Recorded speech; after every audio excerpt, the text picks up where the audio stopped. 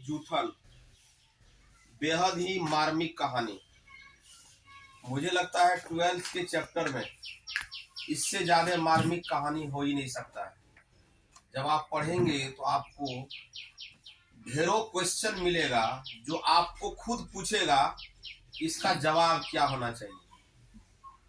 यानी लेखक ने अपने इस स्टोरी में पाठकों के लिए एक तरह से कहानी छोड़ा है, मजबूर किया है उसको समझने के लिए इस चैप्टर में है क्या।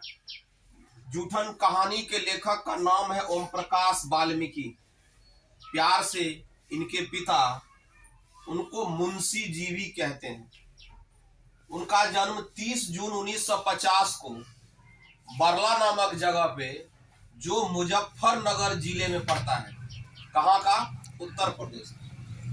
माता का नाम मुकुंदी देवी और पिता का नाम छोटन लाल। अब आते हैं कि इस कहानी में कौन कौन से मुख्य पात्र हैं। कहानी का पात्र है हेडमास्टर कालीराम, जो कि एक स्कूल के हेडमास्टर हैं। दूसरा है जसवीर, जो इस कहानी के लेखक ओम प्रकाश वाल्मीकि जी के भाई हैं। जनेसर, यह भी ओम प्रकाश वाल्मीकि जी के भाई हैं। सुखबीर, ओम प्रकाश वाल्मीकि साहब जो लेखक है उनके सबसे बड़े भाई। सुखबीर की पत्नी यानी देवी, देवी जो है वह लेखक की भाभी है। सुखदेव एक जमींदार यानी मालिक, और सुरेंद्र जमींदार बड़े आदमी सुखदेव का पोता है। पात्र समझ गए? कोई दिक्कत नहीं। अब चलते हैं स्टोरी की तरफ। इस कहानी की शुरुआत होती है एक स्कूल से। एक स्कूल में हेडमास्टर है, उनका नाम है कालीराम। वो अपने ड्यूटी पर तैनात है। उसी टाइम में एक लड़का आता है। लड़का का नाम है ओम प्रकाश वाल्मीकि उर्फ मुंशी जी। जैसे लड़का आता है, मास्टर साहब उसको पूछते हैं कालीराम क्या नाम है, तो अपना नाम बताता है ओम प्रकाश वाल्मीकि। वाल्मीकि शब्द को देखते ही वो समझ गया मास्टर, है ना, कि यह कुछ स्पेशल बच्चा। अब आप जानिए स्पेशल कैसे। जैसे बोलता है ओम प्रकाश वाल्मीकि तो मास्टर साहब कहते हैं चुहरा है, चुहरा, चौहार है। चुहरा और चौहार समझिए क्या है। चुहरा और चौहार का मतलब हरिजन। आवाज समझ में? जैसे बोलता है तो भी सर हिला देता है कि है चोरा तो बोलेगा क्या, है तो हरिजन तो बोलना पड़ेगा। बोलता है हाँ। तो मास्टर साहब कहते एक काम करो, वहां देखो जो शीशम है वहां चले जाओ, शीशम का टहनी को काट करके झाड़ू बनाओ, और झाड़ू बना करके है ना पूरा स्कूल को साफ करो। ये मास्टर बोल रहा है। बच्चा पहली बार स्कूल आया, सोचा कि मास्टर साहब बोले तो बात कैसे काटे। वो क्या करता है, पूरा झाड़ू लेकर के, शीशम का झाड़ू बना करके स्कूल के अंदर पूरा सफाई कर देता। तो फिर मास्टर साहब उसको बोलते हैं अंदर साफ हुआ, बाहर कौन साफ करेगा, फील्डों को साफ करो। फील्डों को साफ करवाता है। ये पहला दिन की घटना है। लेखक सोचते हैं वाल्मीकि जी जो कि 9वीं कक्षा के छात्र है उस समय में, वो सोचते हैं चलो अब पहला दिन आए थे, गुरुजी साफे सफाई करा लिया तो क्या बात, कल से पढ़ेंगे। फिर अगले रोज जब स्कूल आते हैं वाल्मीकि जी, ओम प्रकाश वाल्मीकि जी, फिर इनसे वही काम करवाया जाता। बोलता है झाड़ू लो, अंदर का भी साफ सफाई करो, बाहर का पूरा फील्ड साफ सफाई करो। वो दिन भी साफ सफाई करते हैं। तीसरा रोज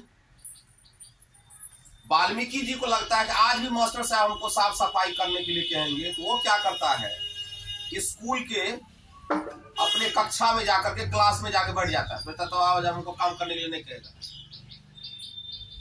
फिर भी ये हेडमास्टर कालीराम उसी को ढूंढ रहा है, इसका दिमाग कि ओम प्रकाश आज आया है कि नहीं। जाके देखते हैं क्लास में, देखता है तो क्लास में बैठा हो। मास्टर क्या किया, उसके गर्दन पे हाथ दे करके जबरदस्ती उसको क्लास से बाहर किया और बोला झाड़ू लो, अब पूरा साफ सफाई करो। छोटा सा बच्चा लगातार सितम, लगातार मास्टर के द्वारा दुख देने के कारण बच्चा रो भी रहा है और साफ साफ भी कर रहा है। उसी दौरान, सफाई के दौरान, लेखक के पिता छोटन लाल जी उसी फील्ड होकर के गुजर रहे हैं। छोटन लाल जी जब अपने पुत्र ओम प्रकाश वाल्मीकि को झाड़ू लगाते हुए देखते हैं, उस बच्चे को जिसको उन्होंने पढ़ने के लिए भेजा था, वह बच्चा वहां झाड़ू लगा रहा और रो भी रहा है। बाप का नजर पड़ते ही ओम प्रकाश वाल्मीकि जी अपने पिता को देख करके और जोर जोर से रोने लगे। पिता को यह चीज बर्दाश्त से बाहर था। पिता छोटन लाल ने हेडमास्टर से इस बात का जवाब लेने के लिए हेडमास्टर से वो भिड़ गए।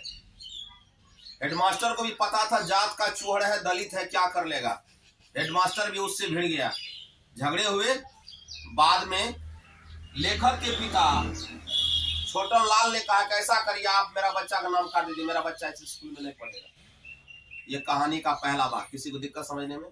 स्टार्ट होता है कि स्कूल में बच्चा जाता है पढ़ने के लिए, ओम प्रकाश वाल्मीकि जी, इनसे जबरदस्ती विद्यालय में साफ सफाई करवाया जाता, सिर्फ इसलिए कि यह जाति का दलित है, छोटी जाति का।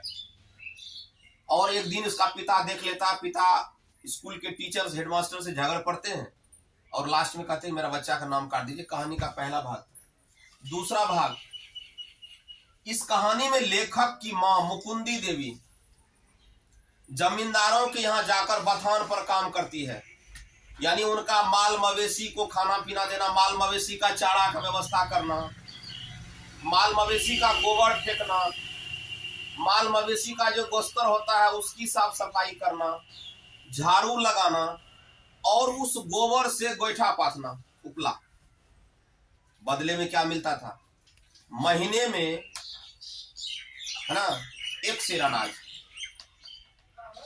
इतना ही नहीं, अगर उस बथान पर कोई मवेशी मर गया तो लेखक की मां और उनके परिवार की जिम्मेवारी थी कि उस मरे हुए मवेशी को उठाकर बाहर फेंके। एक रोज की बात है, मालिक सुखदेव के यहाँ सुखदेव की लड़की की शादी थी, तो लेखक के पिता छोटन लाल उसमें बढ़ चढ़ कर हिस्सा लिए, क्योंकि मालिक के यहाँ मालिक की लड़की की शादी थी। साथ में इनके परिवार के सारे लोग भी काम किया, है ना। बाराती आया, भोज भात हुआ, शादी वगैरह का काम खत्म हो गया। तो जब बाराती आया और बारात में खाने पीने का जो भी कुछ बना था, खाने पीने के बाद जो बाराती लोग अपना पत्तल पर जूठा भोजन छोड़ दिया, वही जूठा पूरी को एक दौरी में जमा करने का काम करती है ओम प्रकाश वाल्मीकि लेखक की मां मुकुंदी देवी। साथ कौन देते हैं? उनका भाई जसवीर और जनेसर। सब लोग मिलकर के पूरी जमा करते हैं दौरी में, और वापस जाने के क्रम में सोचते हैं कि मालिक से कुछ और अलग से कुछ मांग लें।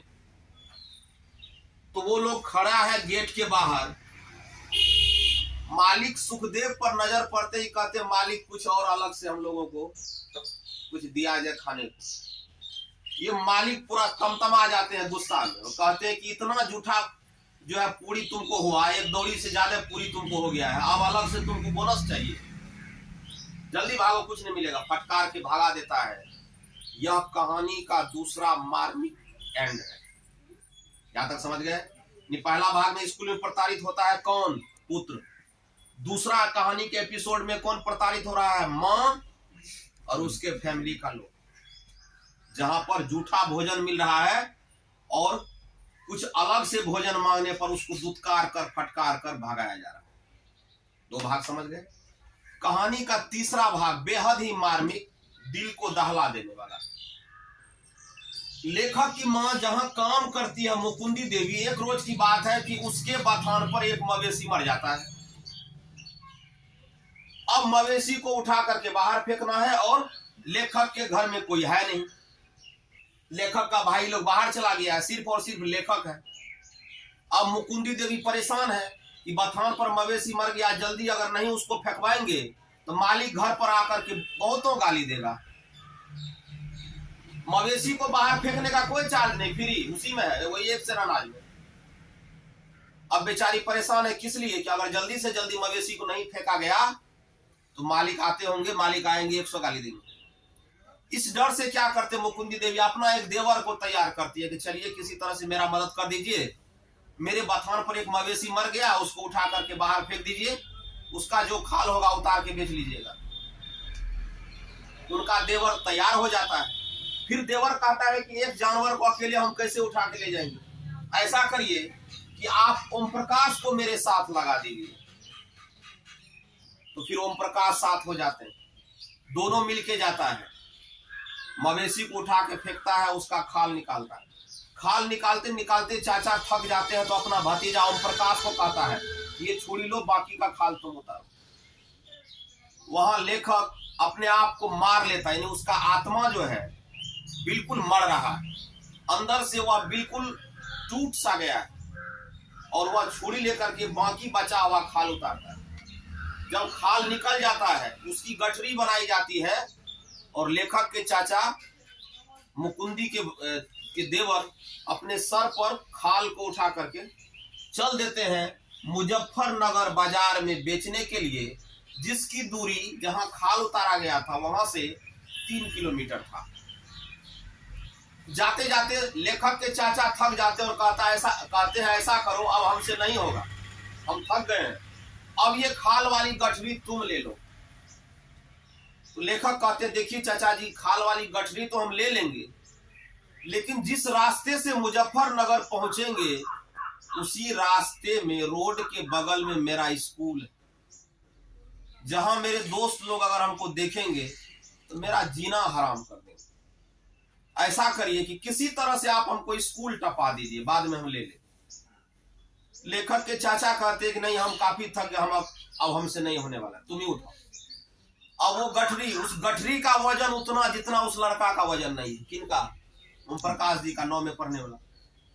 अब वो लड़का उस गठरी को अपने सर पे उठाता है और स्कूल के जो रोड है, स्कूल वाली रोड से बचने के लिए, ताकि मेरा दोस्त लोग देख न ले, किसी तरह से दूसरे तीसरे रास्ते से कहां पहुंचता है?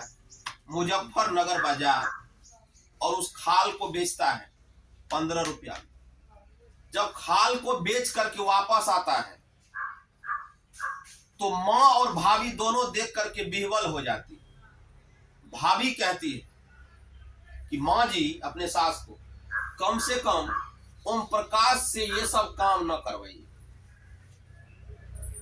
यहां पर कहानी का एंड है, और बहुत सा सवाल पढ़ने वाले लोगों पर छोड़ के चला गया। एक छोटी सी घटना और है जो मैंने इसमें नहीं शेयर किया, थोड़ा बता देता हूं। एक बार की बात है, ये सुरेंद्र लेखक से मिलने इलाहाबाद जाते हैं उनके डेरा पर। तब तक में लेखक बड़ा आदमी हो गया था, लेखक नेम फेम सब हो गया था उसको, इसका महत्व बढ़ गया था, पढ़ लिख के बड़ा आदमी हो गया, लेखक हो गए थे, तो अच्छा जिंदगी चलने लगा। तो ये सुरेंद्र जो है, यानी किसी जमाने में उनका मालिक, सोचा कि आज चलते हैं ओम प्रकाश जी के यहाँ। ओम प्रकाश जी के यहाँ पहुंचे तो ओम प्रकाश जी की पत्नी ने बढ़िया बढ़िया चीज खाने को दिया। लेखक ये सुरेंद्र खूब खाया पिया, और हाथ पोछते पोछते कहते हैं ओम प्रकाश जी से कि ओम प्रकाश जी, आपके यहाँ जो भोजन बना, भाभी ने जो खाना बनाई, लाजवाब, बेजोड़, बहुत अच्छा लगा खाकर। तो लेखक के दिमाग में वही घटना घूम जाती है कि आज मेरा खाना खा के आपको बड़ा अच्छा लगा। एक समय था जब जूठा पूरी उठा उठा के दौड़ी में रख रहे थे, और थोड़ा सा अलग से क्या मांग लिए कि कुछ और भोजन हम लोगों को दिया जाए। आपके दादाजी ने हम लोगों को फटकार कर भागा दिया था वह दिन, और आज के दिन में काफी अंतर है। यानी इस कहानी के माध्यम से लेखक कहना चाह रहे ओम प्रकाश वाल्मीकि जी कि मैंने जूठा खाना खाया, मैंने जानवरों के खाल उतारे, फिर भी आप मुझे पढ़ रहे, क्योंकि मैं ओम प्रकाश वाल्मीकि हूं, मैंने हारना नहीं सीखा, और मेरे द्वारा लिखित कहानी जूठन आप पढ़ रहे हैं, और ये कहानी 12वीं में सरकार के द्वारा जारी किया गया, आपको पढ़ना ही पड़ेगा। इसी से पता चलता है, ये कह रहा है कि हम कहां थे, मवेशी का खाल उतारने वाले, जूठा खाने वाले, और करके क्या दिखाए? लेखक बन के दिखाए, जिसको आप पढ़ रहे हैं अपने पाठ्यक्रम में 12वीं में, और आपको पढ़ना चाहिए। इससे सीख यही मिलता है कि जीवन में परिस्थिति कितना भी बुरा क्यों ना हो जाए, स्थिति कितना भी प्रतिकूल क्यों ना हो जाए, लेकिन अगर संघर्ष का जज्बा आपके अंदर है तो अंतोगत्वा आपकी जीत तय है। समझ बात को? कहीं किसी को कोई दिक्कत है तो बोलिए, सारांश हो जाएगा ना। लिखेंगे जूठन कहानी के सारांश लिखिए, थोड़ा स्टाइलिश। क्या हुआ, काहे हाथ जेब में लेकर के पड़ा हुआ, इतना दूर से आया पढ़ने के लिए ना। लिखिए जूठन कहानी।